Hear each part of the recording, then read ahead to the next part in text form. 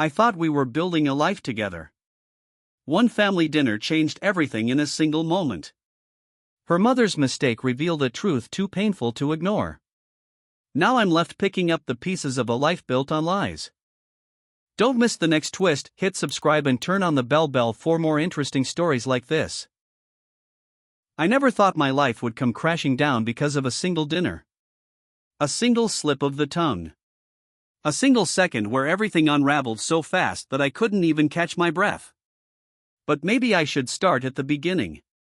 Maybe that will help me understand how I ended up here, sitting alone in an empty apartment, surrounded by boxes I haven't had the strength to unpack.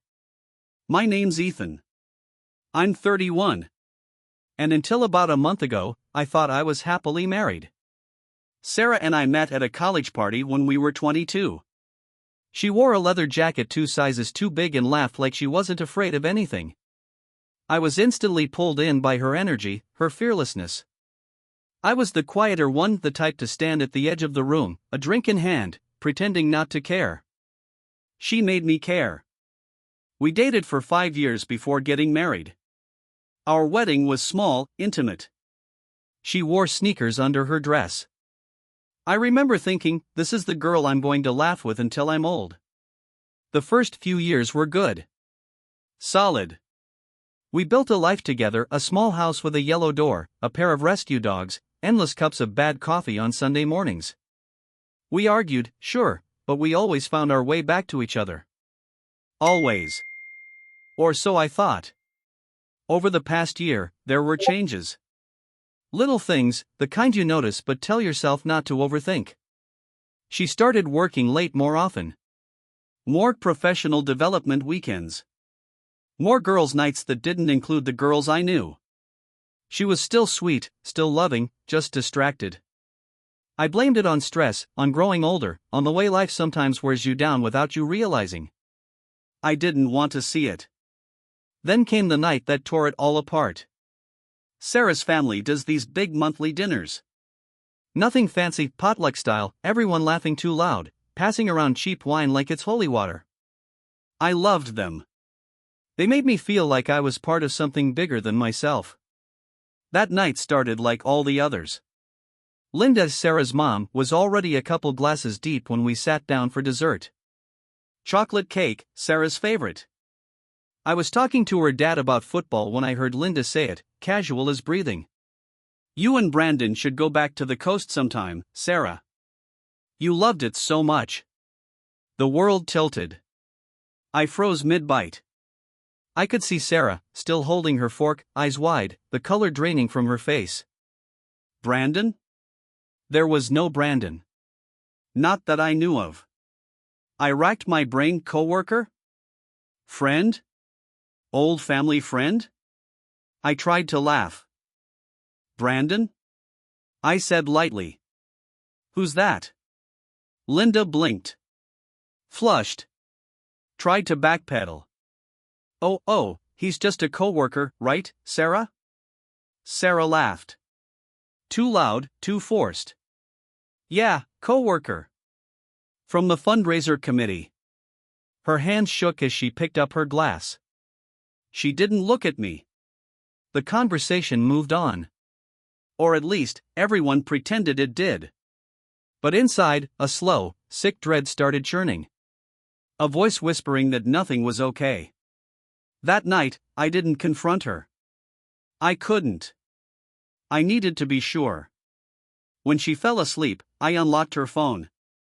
My hands were sweating so badly I almost dropped it. She had always been bad with technology. I found a hidden album faster than I expected. Pictures. Not hundreds, but enough. Enough to make my stomach turn. Sarah and a man I didn't know, Brandon, I assumed, at the beach. At restaurants. In bed.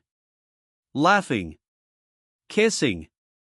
Holding each other like they were the only two people in the world. Some pictures had dates from months ago. Some from last week. I wanted to scream. I wanted to smash the phone against the wall. But instead, I sat there staring at the screen, my heart hammering so loud I thought it would wake her. The next few days were a blur. I moved like a ghost through my own life. I went to work. I walked the dogs. I ate when someone put food in front of me. But inside, everything was ash. I gathered evidence.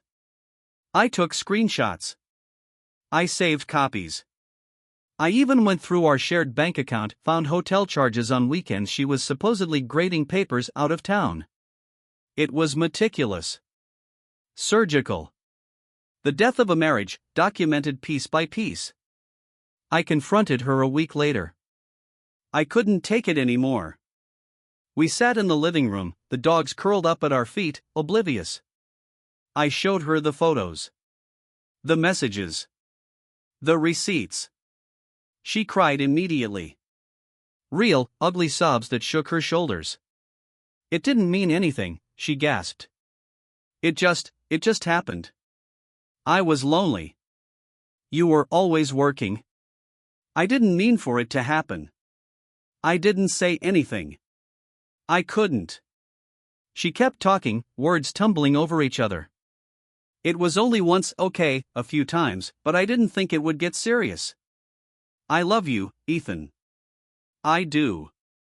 It was just. I don't know. I was stupid. I asked her if she loved him. She didn't answer. And that told me everything. I left that night. Took a bag, the dogs, and nothing else.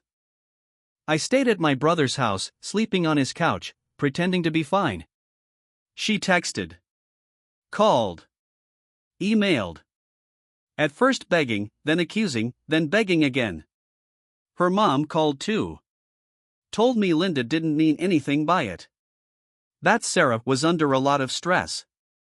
That I should fight for my marriage. I almost laughed when I hung up. Fight? For what? For a woman who made a fool out of me while I worked overtime to build us a future? No thanks. The weeks since have been strange. There's a hollow place inside me now. A space that used to be filled with Sunday mornings, road trips, inside jokes, lazy evenings on the couch. It's gone. Sometimes, I miss her so much it feels like I'm dying. Other times, I hate her so much I can barely breathe. I miss the version of her I thought was real. The version that existed only in my mind. A few days ago, I ran into her by accident. At a grocery store. She looked smaller somehow. Fragile. She tried to smile at me. I didn't smile back. There was nothing left to say. Maybe someday I'll trust again. Maybe someday I'll believe in love again. But today? Today I'm just breathing. And for now, that's enough.